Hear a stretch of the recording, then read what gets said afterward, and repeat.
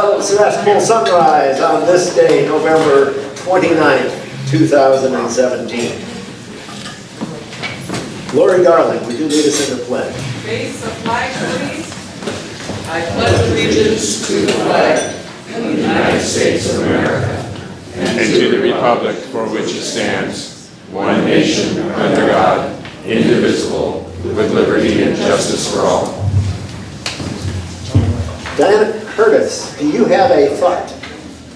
Yeah, this is from Abraham Lincoln. It said, most folks are as happy as they make up their mind to be. And you have made up your mind to be happy. And my thought is, one moment can change a day. A day can change a life, and one life can change the world. That is from the Buddha. Joseph. Good morning, Bill. Good morning, my friend. How are you? I'm wonderful. You're looking good. Thanksgiving treat you well? Excellent. Good, good. So it's still November, so it may be too early to do Christmas songs. It Oh, is thank too God. early. Oh, I heard that, Bruce. So instead, it's a beautiful morning, I thought we would end in honor of James. You've been here a while, and hasn't sang, oh, what a beautiful morning, in a long time, I'm sure. Although, do you do that at the police station? Every morning. I think that And Joe's volunteering to come and lead it. And if it doesn't work, it wasn't my idea. There's a bright golden haze on the meadow. There's a bright golden haze on the meadow. The corn is as high as an elephant's side. And it looks like it's climbing clear up to the sky.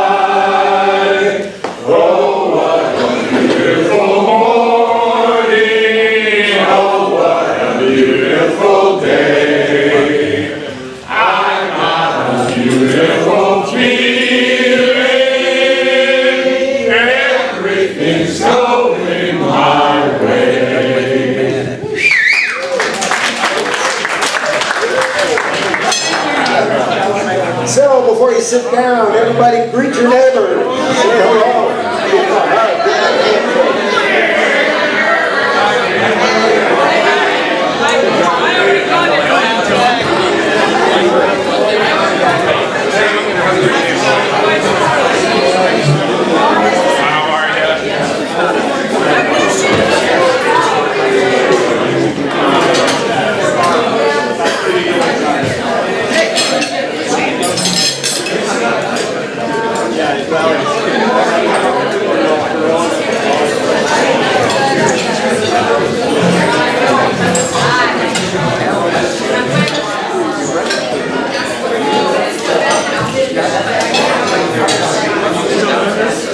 All right, a big thank you today to our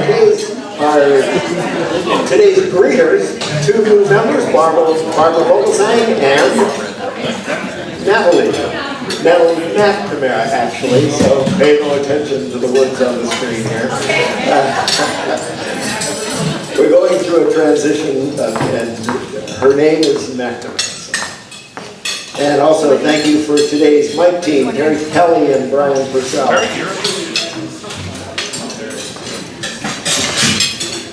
You're welcome, Bill. Thank you, Terry. Do we have any visiting Rotarians? Yes, we do, President Bill. We're very honored, and I'm delighted to announce that Princess has made a return visit to our club all the way from Yenagoa, Nigeria. Thank you, Princess, for coming back to us.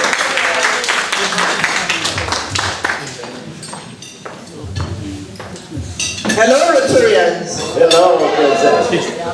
I'm very excited. I'm sure that most of you that are here know me very well. And some people will be wondering why she keeps repeating her visits. This is just to tell you that the program which we are all in is growing. And what is that? Telemedicine. Telemedicine is growing so much that right now in Africa, most of the countries are now telemedicinized. And I am fortunate to be a telemedicine ambassador. And I've been visiting countries, launching telemedicine, all to your glory. We all made it to succeed.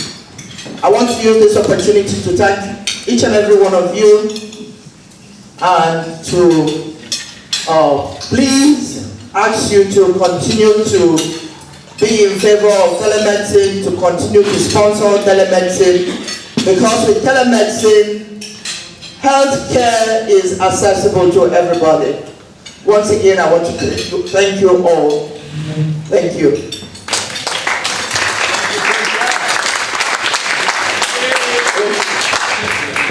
Princess, when you were here before, did you get one of our banners? One of our club banners? Okay. Well, you can't have two banners. Take another one. No other visiting Rotarians, but do we have guests? I can see that Richard has a guest. I'd like to introduce Deborah Wade, a good friend who I met in the Grange, and she's very involved in web work and writing, and has helped me out a lot. And she's got a really cool website called What's Happening in SonomaCounty.com. Good morning, Deborah. So early in the morning. Other guests today?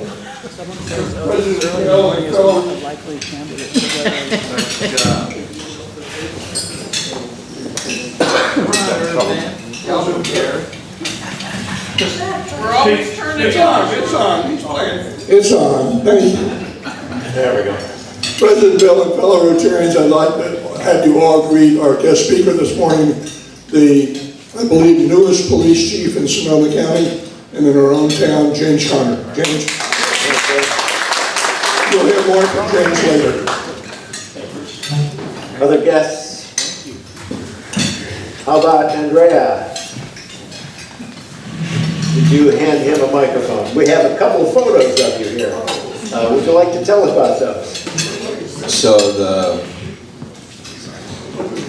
it's my hostess. So the picture on the top right is from when we went to cut Christmas trees at Thanksgiving, which is a tradition they do, well, their cousins do. We were up in Portola, so. And the other picture is just from Monday night, and we went to a Warriors game. And we had amazing seats. We were row number 4. Wow. So yeah, it was quite the experience. So. Okay, thanks. And we have a message from Ella.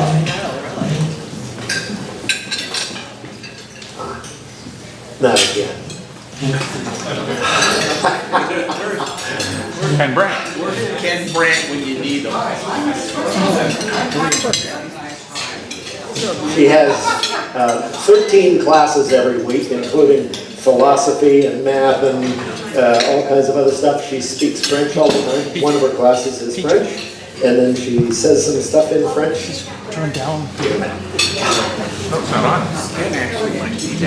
Brian, what did we do last time?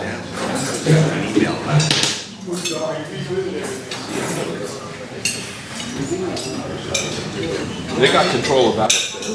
That's what we do. We just don't use it. Okay, yeah. Well, we'll hear from Ella You gotta turn up the later. TV and turn up the both of those. Bob Keyser. Where's Bob? Would you like to come and tell us about your vocation today?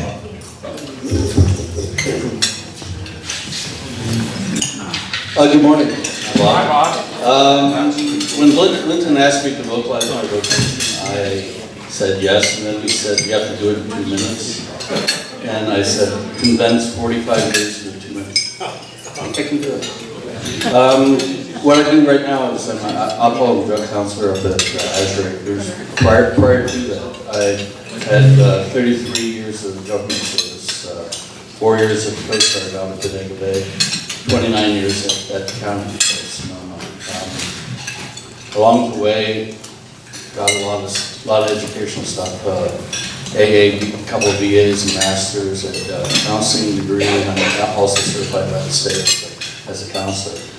What I do at Azure Acres, and a lot of people don't even know that we're there. We've been in business for 58 years there. The actual building that we're in is 111 years old. It was built right after the earthquake in 1906. What I do a lot of stuff. I've been the intensive outpatient director over in Santa Rosa facility. I've been a case manager up there. Up in the residence off Green Hill Road, which is all Oxymoron. And I do utilization with the insurance companies. What happens when people come to Azure Acres and we're full all the time is that it's probably pretty close to the worst day of their life. They're in crisis, and what we do is we help them find a way out. It's essentially that, as I said, we don't advertise, but the company that owns us owns 150 other facilities, and we're constantly rated #1. We have about 6 other facilities around here. Some where you're paying 2 or 3 times as much, but I think what we have that the others lack, or as I see, is the passion to do the work. I work with some really great people, and passion breeds passion. That's it. Thank you.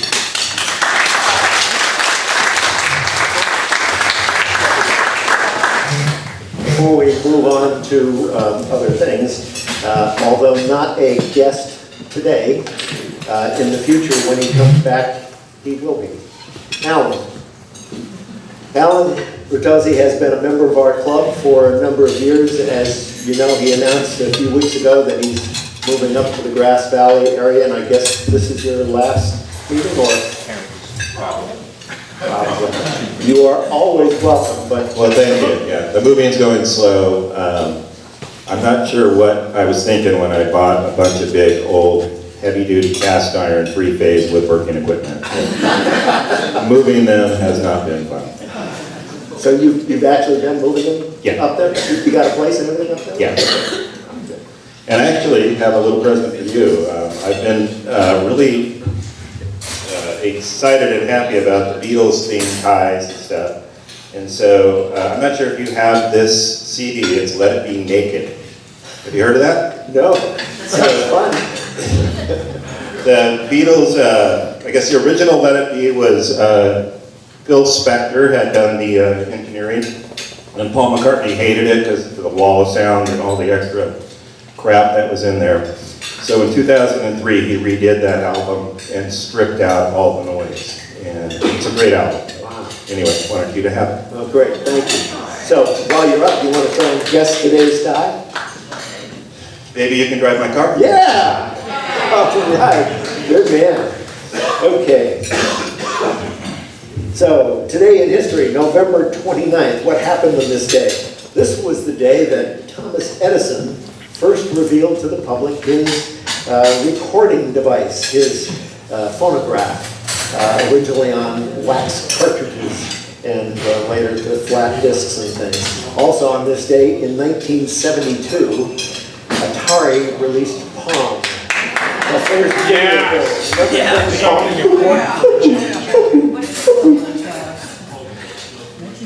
This day in history, some birthdays. This was the birthday in 1832 of Louisa May Alcott, who wrote Little Women and the subsequent books Little Men and something Brothers, I think. Also, Little Brothers. In 1955, Howie Mandel, remember that first picture of him from St. Elsewhere? Yeah, that was his big debut. He was the goofy guy on in St. Elsewhere, the medical thing on NBC. Anyway, he's also a stand-up comic and was on Carson and all those other shows. And now he's hosting things like, or a judge on America's Got Talent. And Rotarian birthdays, who do we have? Jerry! Happy birthday, Jerry! Jerry.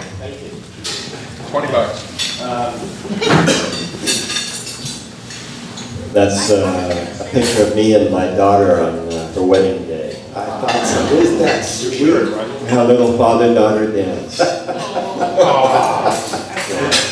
It's very tender. Yeah, thank you for showing me. So, plans tomorrow? I'll probably go out to dinner, and we got some things going on the weekend. So we'll celebrate more on the weekend. All right. And Friday night, of course. And first Friday. Well, that'll be $15. Thank you very much. And partner birthdays. It is Jan's birthday today. Yep. You have plans? Yep, we're going to an early dinner and then coming back to watch the Warriors. Oh, you won't go magic. Okay, great. Well, wish her a happy birthday for us. And some Rotarian anniversaries. Wayne Britton, November 29th, 2000. 17 years today. It seems like yesterday. In fact, James Conner was here then. So what am I going to do? Yeah. I'm going to have breakfast. Any reflections or thoughts on your time as a Rotarian here? That picture brings back memories. No, but it's been a fun ride. Had some good times. Yeah. Also, same day, Terry Kelly. I remember when, he was much younger than me. So, you guys celebrate together every year? Yeah, we go have a big party. Did you get your invitation? Yeah. So, next up on the list, we have some business to take care of. We need to talk a little bit about fundraising. In the past, some of the fundraisers we had Holiday Tour of Wines when we first opened up, what Joe likes to refer as our annual drink and drive event. After a few years, we decided that probably wasn't in our best interest to do that, so we ended that. We had Guys Can Cook too. It grew and went through a number of changes, a number of venue changes, and eventually we backed out of it. And we've been doing Cajun, and for the last couple of years we also did Mardi Gras. So, why do we do fundraisers? What's in it for us? What is the purpose of what we're doing? Fund community and international projects. Very good. David. Giving away money. David Mark Raymond, would you like to come up and tell us a little bit about why we're fundraising? Well, you all know why we fundraise. But at a time when we're going to talk about having to do work, it's probably good to remember why we do it and what's important to us, because fundraising is a tough business. It's an enterprise, right? And it's got risks and it's got benefits. It's a little bit like farming or real estate. You don't stop feeding people if you have a bad crop. It just, you just pick yourself up, you go on, because in the long run, of course, it's been funding a lot of things for us that we care about and that we love. And I think it's all about the why. It's totally, for me, all about the why. So let's kind of, if you want to review, just a summary, because it would be programmed to talk about what we do with all of our money. Let's go by areas of service. Community service. We're doing community grants, providing lots of small starts and uplifts for fledgling programs, things that would like to get into place. So that's like the greenhouse for Lagoon High School, rain jackets for firefighters, eyeglasses for seniors, and a host of other things. Then we have our holiday community party where we invite people to participate in the spirit of Christmas. Spring Fling with seniors who want to imbibe in a different kind of spirit, but hell, it's only one time a year, so don't have to worry about that. Then there are dictionaries for third graders fighting hunger every day. Every week after we meet and we have our breakfast, lunch is made for others who are less fortunate than ourselves. We fundraise for that. Vocational services, the video programs, career day at Annalee High School, everybody kind of looking out for the world around us. That's where the money comes from. Services to youth, Interact at El Molino and Rotaract at Sonoma State University. We're starting students off in leadership and community service in a way that will help them to grow to be more like us in the long run. That's a pretty cool thing. It costs money to do that. Rotary exchange students.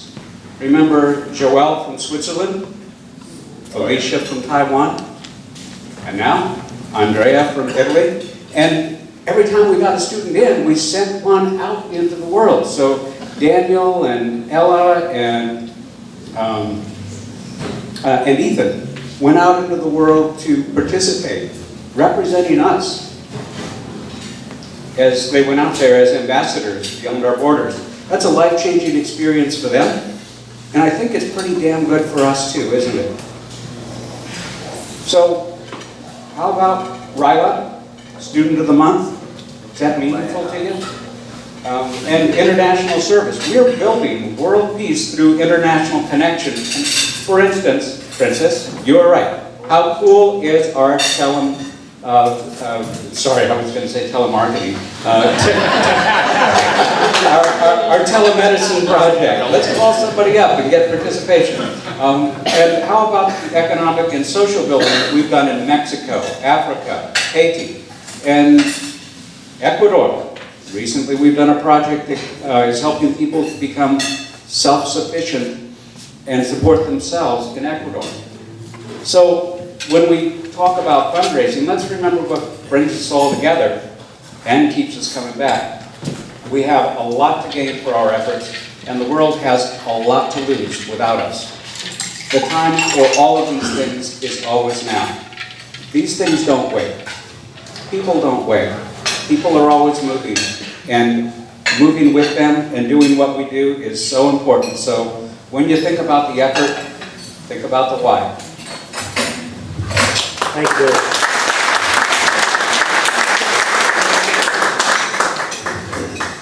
Is Charlie here? So that's a little bit of why we're fundraising and where the money goes. As you know, this year, Cajun didn't go so well. Instead of making what we thought we were going to, we ended up losing money. Earlier, last year, we also spent a little more than we had thought. The bottom line is that whereas we have been carrying $85,000 to be able to fund Cajun when it comes along, because our policy has always been that we would have enough money to cover all the expenses of an event if something really disastrous happened. This year we had hot weather, dramatically reduced our attendance, but we still held the event. Had that event happened on the weekend of the fire, we would have had no income.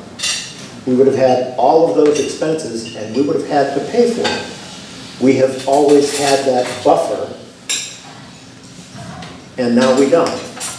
Currently we have in cash in the foundation about $47,000. However, about 24 of that is already committed to a lot of the things David talked about, things that we all want to do.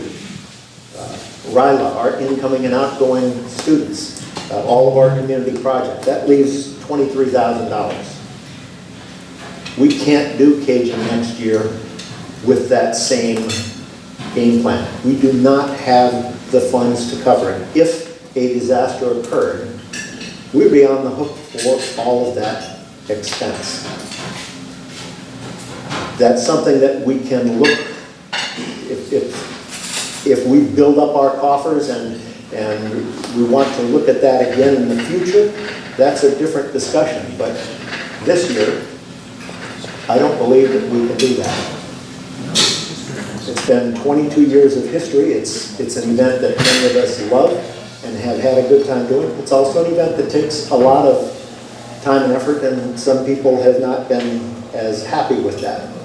So, what we had done in the future, in recent weeks, is we've had a series of meetings where we've been looking at alternative fundraisers, primarily this year, to make up for what we didn't make at Cajun and to try and be able to fund something, additional things going on this year.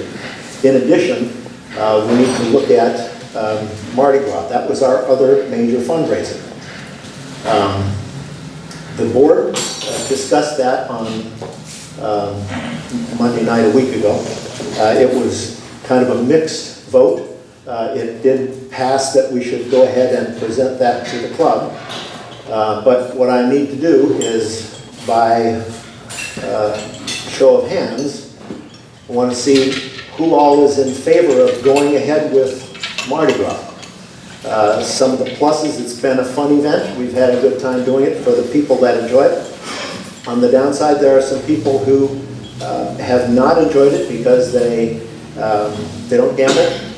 Their friends don't gamble. They have a difficult time selling the tickets and may have resented somewhat the pressure. We need to sell tickets to have people come to the event, and we put a little effort into trying to get that to happen, and so there has been some resistance on that. Secondly, and perhaps even more important, we currently do not have a chair for that event. So unless somebody wants to step up and volunteer to do that, that's going to kind of kill the event anyway. But for now, I need to see a show of hands of who is in favor of going ahead with Mardi Gras. Can we have some discussion? Is there any comment to be done with the? Oh, sure. Thank you. You're welcome, please. Oh. So I guess, Who's got the Microphone, take a microphone. good morning, everyone. Nice to be back. So I have some questions about it. I've just heard, I haven't been party to the discussions, but I've heard some rumblings. And I guess what I'm wondering is, have we done it seems to me that the fundraising landscape has changed, not just with the club, but just generally. And I'm wondering if if we have the capacity to look at some of the changes and the trends of doing fundraising. You know, if events are actually the thing that's going to make money. I know I've talked to other entities and they say that events are not necessarily the way to make money. And maybe if we decide we do want to do some events, then you know, what's the best option for us to actually generate money, and do we want to look at doing one as opposed to two? And I think that's an important discussion for me, because I think you nailed it when we talk about the time and energy that individuals are asked to put into it. You know, there seems to be a lot of resistance, and for various reasons, and some of them are really legitimate. And well, everybody's reasons are, I don't want to downplay anybody's reasons, but you know, if we do want to do one, I think that it might be, I guess, so those are my primary questions. It's like, have we looked at the trends? Have we looked at, you know, how are other clubs adapting to the changing fundraising climate environment? Do we want to look at maybe doing some collaborative efforts? Do we want to look at doing one event? And what is our best option? So I just think those are important discussions that I would need to know a little bit more about before I could say yay or nay on one thing, especially if we're talking about doing two events, and that's not part of the conversation. The reason I wanted to bring up Mardi Gras specifically, we actually have the team that got together came up with a whole list of really interesting and very diverse fundraising ideas, but they came in a lot of different forms. I had intended to get all that together, put them all in the same form that listed benefits, risks, purpose, all that kind of stuff, venue to be used, manpower requirements, all that kind of stuff. And all of the proposals varied somewhat, and I wasn't able to get them in a common form. So I'm still working on that. So I'm going to get that and put that together and email it out to everybody so everyone can see some of the proposals that everyone came up with, and then we can come to a consensus on that by. Right, and I guess my point too, I mean, I want to kind of reemphasize my first point is that, you know, there is a changing trend in raising money, not just in this club, but across the board, outside of Rotary as well. And I just think I think it's important for us to look at that and adapt to the changing climate. I think Good point, Pam. And I think you'll see from some of the suggestions, there were a lot of really new, interesting ideas, things that they've seen from other clubs and other organizations. Marty? Yeah, I'm looking forward to looking at that list, but all I can say is this as far as the Mardi Gras. Frank Bardella, the late Frank Bardella, and I each sell 50 tickets each, as you know, for the Guys Can Cook. And I would have people want to call me to get those tickets. Mardi Gras just doesn't make that draw to people, and I don't know why, but it doesn't seem to check off the box to get people that I had sold tickets to of Guys Can Cook. And I don't know, I know Guys Can Cook, particularly when we had it out at Shone Farm, was a lot of work, but I really think that was more of a marquee event than the Mardi Gras. Okay. Other comments, questions? Dan? So we've done Mardi Gras for 2 years now, right? Yes. 2 previous years? So what was the first year and second year net proceeds, so that you can see, is there a trend with 2 data points? And first year was About 29,000 the first year. Wait, just talk about the net. Net. yeah, the net, not the income minus expenses. I'll let Barbara say that. That was the net. Yeah. First year was around $29,000. The second year was about 21, but 5,500 went to the backpack program. Our net to our club was about 14,500 on the second year. First year about 29, the second year about 14,600 with an additional 5,500 for a backpack program. That was a paddle auction. Yes. You still have the paella dinner. That was actually from Guys Can Cook, so. No, it was for Mardi Gras. Was that Mardi Gras? Yeah. Oh, I thought, okay, my mistake. Okay. Which is an important point, put a damn expiration date on them. Richard? I would be really interested to know what the trends are that's taking place. And also, I've always wanted to suggest a no-event event. Oh, it is on, oh, that's good. Because I think that we all have a target to raise ourselves individually with our friends that generally come to Mardi Gras and things like that. It might be good. And also we could, I think that would be a good opportunity for us to talk about what Rotary is, to the people we care about, and also to get more members. So it should have many things, many benefits. Bruce? Oh. Bill, if I can put words in your mouth, I think what you're really asking us to do today is decide whether we want to continue to consider Mardi Gras, not to have Mardi Gras.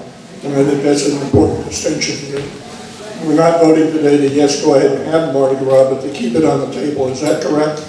Well, actually, given the time, if we're going to do it like the end of February, which is when we have been doing it, kind of to coincide with Mardi Gras, we almost have to come to a decision. We need to make a down payment on a venue and things like that. So we need to come to a decision pretty quickly. Yeah, that's what, just to echo President Bill's comment, we are going down the road here. A band has been at least preliminarily retained for the event. This is something that we know how to do. And so to change horses at this point is a little bit of a trick. It's not as though we can't do it, but that is something else to think about, that time and getting something on, because we have this hole that Cajun has created. So, and another thing that we can do, and I will stop talking, is that, if really there is resistance to the gambling, maybe we just have a dinner, a Mardi Gras dinner, and an auction, and a live auction, and just have fun and dance and do it that way.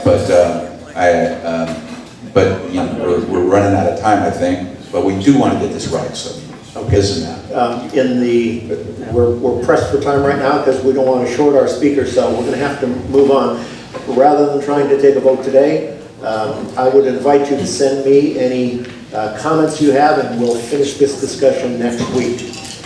Briefly, announcements coming up. We have First Friday Christmas party at Jane and Scott's. We have the chili cook-off the next day and toy drive at Scottsville Grange. We have the Christmas party on the 17th at Marty Webb's. And we're going to be dark on the 20th and 27th, no meeting. And the holiday dinner, of course, on Christmas Day. Just quick. So everybody, we're gonna pass out flyers. I'll send out a blast email if you guys wanna join us. If you're donating turkeys, we might just take cash instead. Larry has volunteered to get the turkeys this year. So email me, I'll email you, and it's almost holiday time. And I've emailed everybody the online flyers, and we have flyers here, so you can just go online to volunteer. Of course, the most important thing to me is cleanup day at 4 to 6 o'clock. If we get a ton of people there, we'll be done in an hour. Okay, Thank you. great, thank you. Bruce, would you like to introduce our speaker, please?